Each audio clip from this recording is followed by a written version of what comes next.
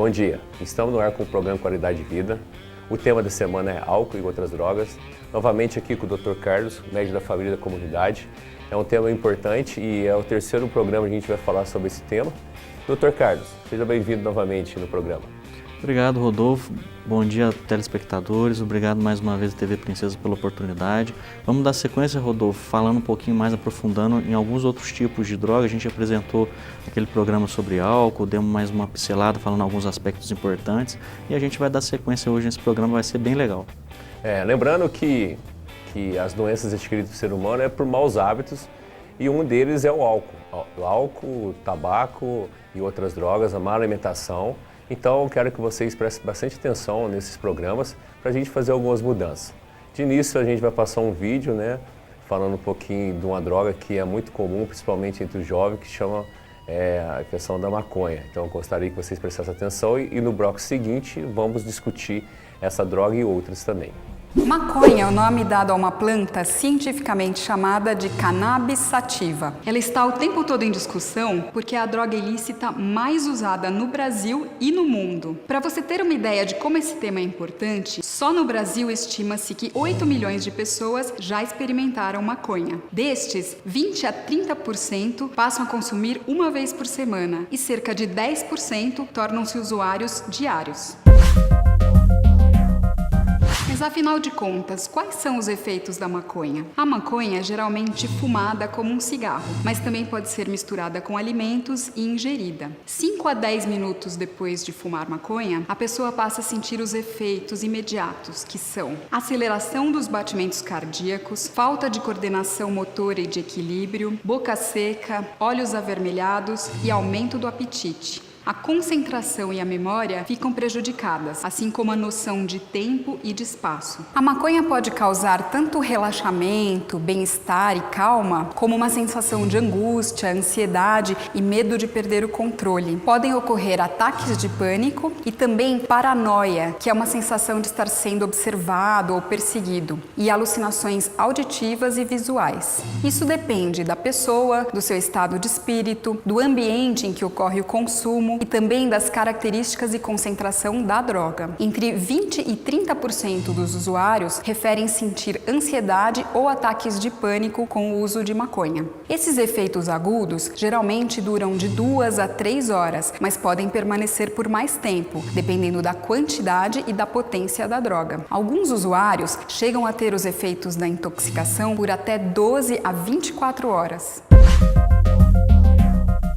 Os principais efeitos de quem faz uso de maconha de forma frequente por um tempo prolongado são alterações cerebrais. Até os 21 anos de idade, o cérebro humano ainda está em desenvolvimento e a exposição a drogas como a maconha pode alterar bastante esse desenvolvimento. Adultos que começaram a usar maconha na adolescência apresentam problemas de concentração, memória, aprendizagem, controle de impulsos, capacidade de tomar decisões e de realizar tarefas complexas. Alguns estudos sugerem que aqueles com uso regular da droga podem ter uma diminuição do QI em até 8 pontos, ou seja, podem ficar menos inteligentes. Transtornos psiquiátricos. O uso frequente de maconha aumenta o risco de alguns transtornos como ansiedade, depressão, bipolaridade e psicoses como a esquizofrenia. Vários estudos já mostraram que adolescentes que consomem maconha uma vez por semana têm um risco 310% maior de ter esquizofrenia. Esse risco pode chegar a 700% a mais se for um uso mais pesado da droga. Não podemos dizer que a maconha é a causa dos transtornos psiquiátricos, mas o que nós já sabemos com certeza é que quanto mais cedo, mais frequente e mais prolongado o uso, maior a chance de ter esses problemas, principalmente quando já existe uma tendência individual ou familiar. Além disso, os usuários de maconha estão mais suscetíveis aos mesmos problemas daqueles que fumam tabaco, como asma, bronquite, enfisema e até câncer. Tem mais risco de infarto, AVC e outras doenças circulatórias. E no caso dos homens, podem ter infertilidade, porque a maconha altera a qualidade dos espermatozoides.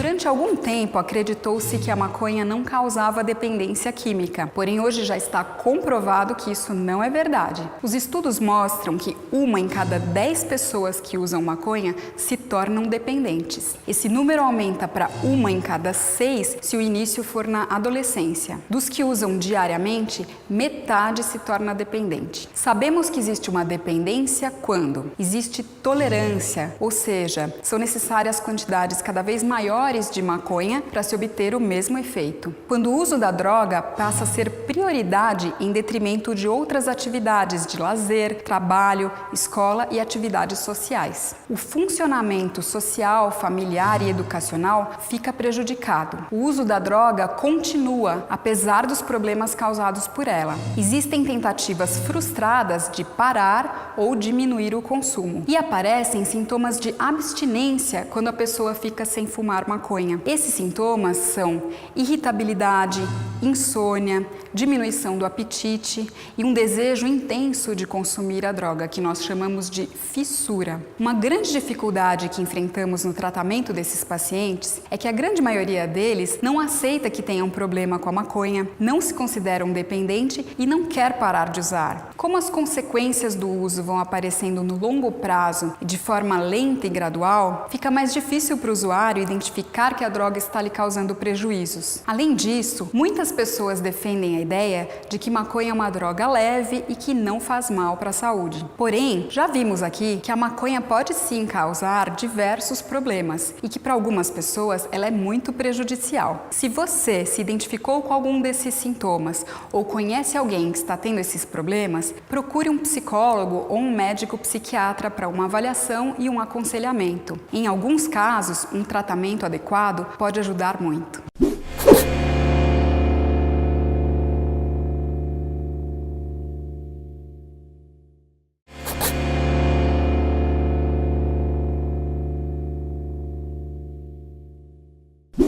Estamos de volta com o programa Qualidade de Vida. No bloco anterior a gente viu um vídeo, né, falando um pouco mais sobre a maconha. Doutor, vamos falar um pouquinho desse vídeo com as pessoas e a gente dá continuidade no nosso trabalho.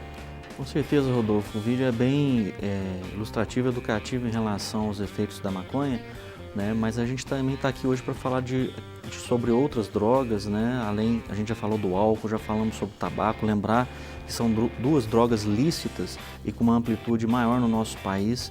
Então hoje a gente vai focar em outro grupo de drogas. E lembrando, né, Rodolfo, frisando que a questão da maconha é muito importante a gente precaver, sobretudo a questão dos jovens, dos adolescentes, porque isso pode afetar o cérebro da pessoa para o resto da vida, ela desenvolver problemas psicológicos e psiquiátricos. Por quê, Rodolfo? Porque a droga, ela pode ser entendida, a questão da dependência, como uma alteração cerebral causada pelo uso prolongado de uma determinada substância que gera alterações cerebrais.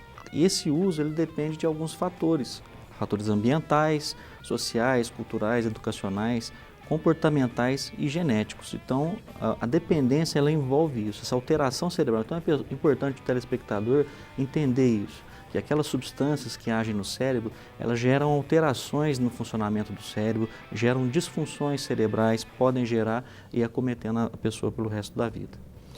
E cada droga, né, Rodolfo, ela tem o seu mecanismo de ação particular e todas elas atuam direto ou indiretamente num sistema cerebral que a gente chama de sistema de recompensa. Por que recompensa?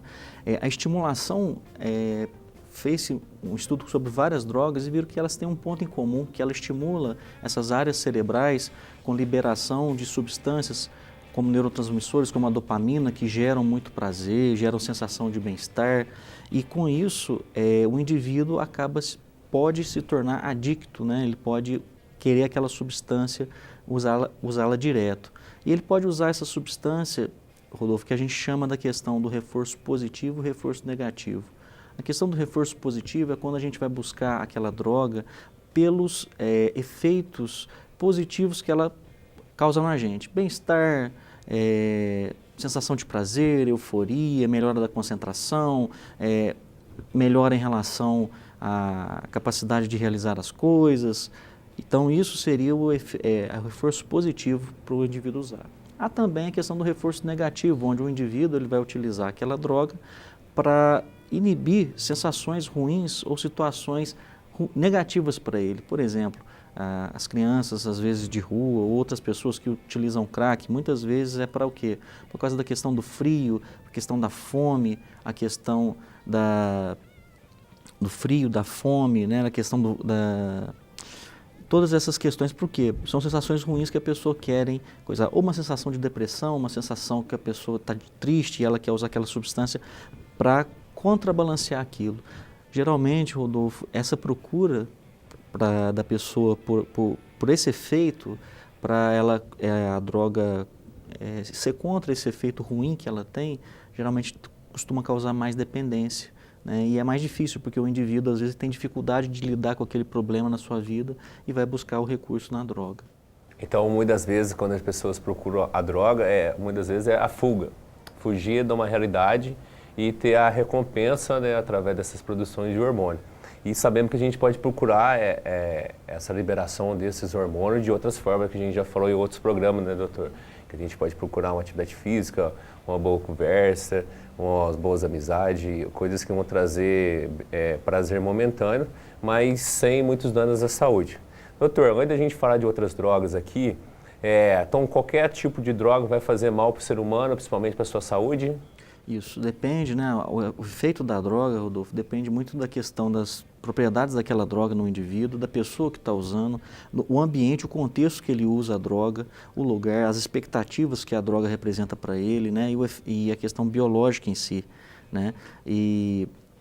Mas no fim, Rodolfo, tudo depende do quê? Da escolha do indivíduo. O indivíduo vai lá e vai escolher. As drogas estão ali, né? Ela não é um ser com vida própria. São as pessoas que escolhem, então o indivíduo vai pautar nisso. E tem a questão também, Rodolfo, da tolerância e sensibilização. A tolerância é quando o indivíduo, cada vez mais, ele precisa de doses maiores para obter aquele efeito. É muito comum isso, a gente vê a pessoa que bebe, às vezes a questão alcoólica, do álcool, a pessoa às vezes começa, né, um copo de cerveja, a pessoa já fica um pouco embriagada. Aí, com o tempo, já toma uma garrafa para ficar embriagada e com isso vai. Aí só cerveja, bebida com uma porcentagem de álcool um pouco menor já não adianta, parte para os destilados, por exemplo. E a sensibilização é a questão de que a pessoa, ela utiliza, mesmo em doses pequenas, ela consegue obter aquele efeito, aquele efeito prazer, de bem-estar momentâneo, né? E é aquilo que você falou, né, Rodolfo? No fundo é uma fuga, porque depois a gente volta para a realidade e muitas vezes a gente tem que pensar nas pessoas, na família que está em volta. E aí, Rodolfo, é muito importante a gente frisar a questão da redução de danos, porque muitas das vezes as políticas públicas, né, as ações, têm se pautado muito focando na questão da abstinência total, né? Claro que isso é o ideal, é o mundo ideal, mas o mundo real não é esse. Então a gente tem que valorizar, nós, sobretudo os profissionais de saúde, a família, entender que o fato da pessoa estar tentando reduzir, ela ir reduzindo, isso já é um fato positivo. A redução de danos é isso, né? A gente tentar ponderar em relação ao esforço do indivíduo em relação àquela, no processo dele deixar de usar uma droga.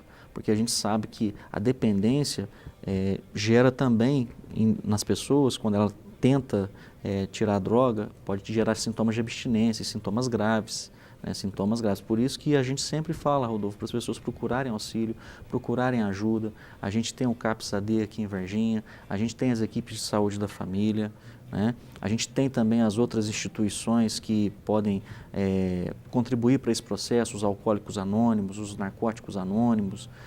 Esses grupos de apoio, eles exercem um papel fundamental no auxílio, porque a gente está falando com pessoas com pares em grupo, então a gente não está sozinho naquela empreitada. A gente vai dar uma pausa aqui e a gente volta no terceiro bloco para dar continuidade aí.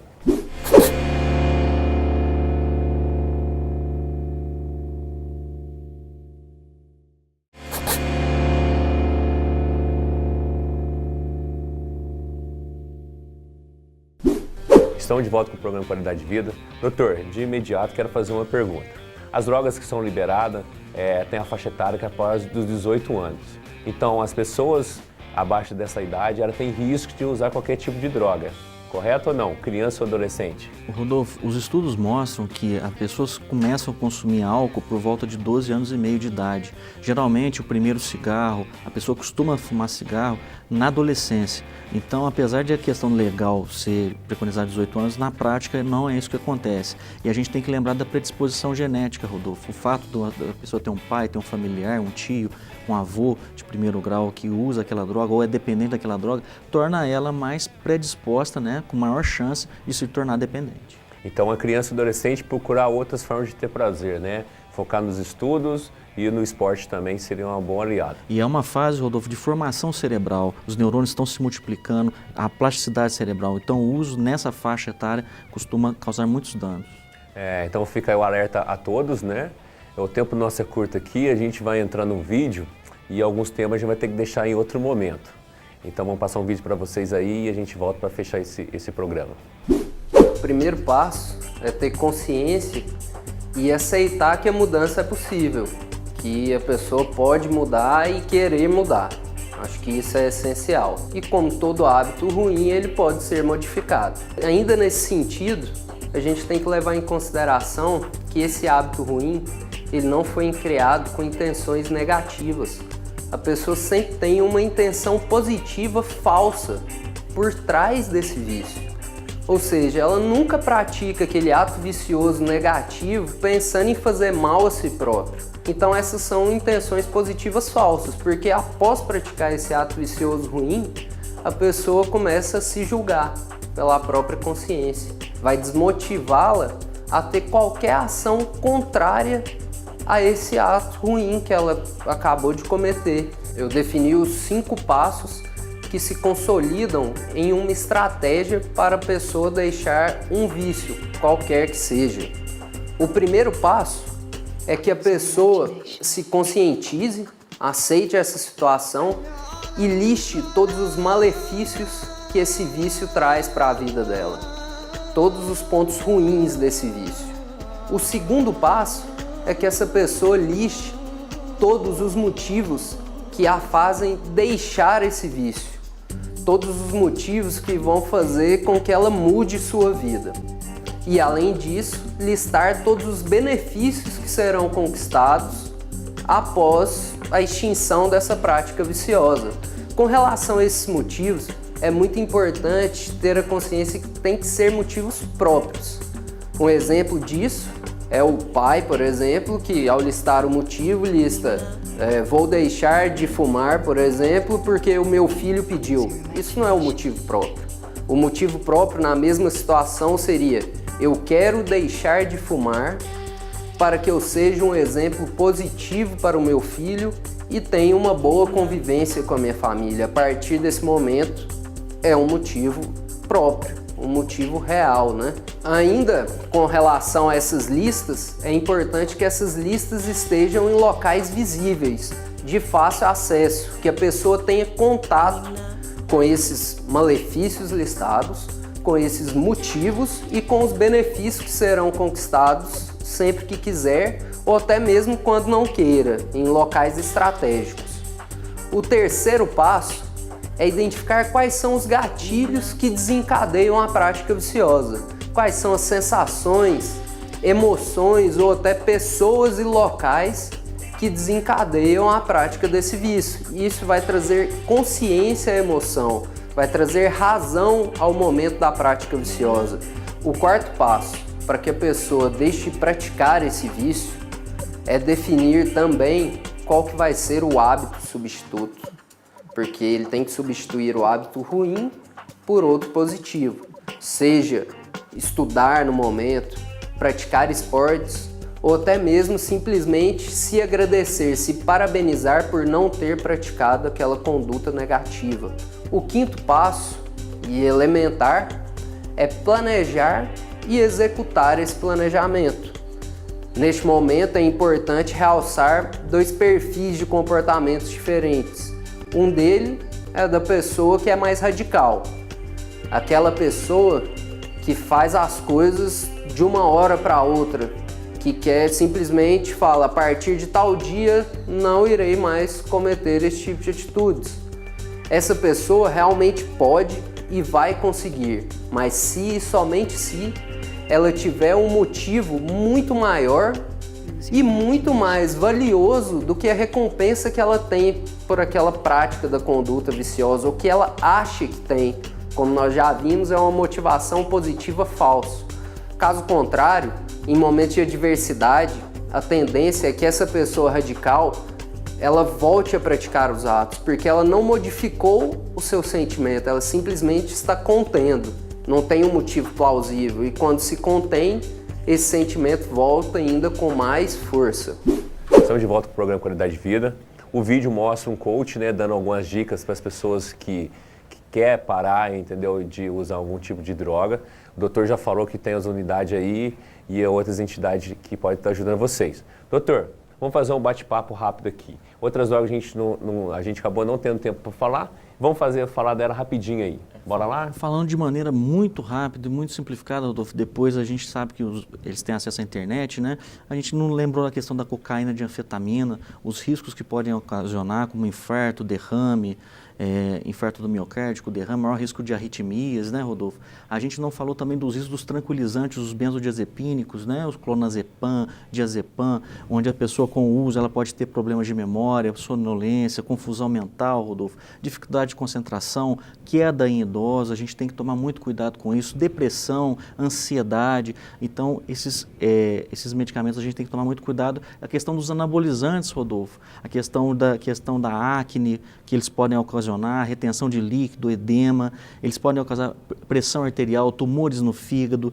nos homens os testículos diminuem, infertilidade, impotência, desenvolvimento de mama, além das mulheres que ficam virilizadas, né, aquela voz mais forte, mais grossa, e a menstruação pode ser abolida, sem falar dos inalantes, o crack, que é a forma da cocaína em pó, que pode gerar vários problemas de saúde.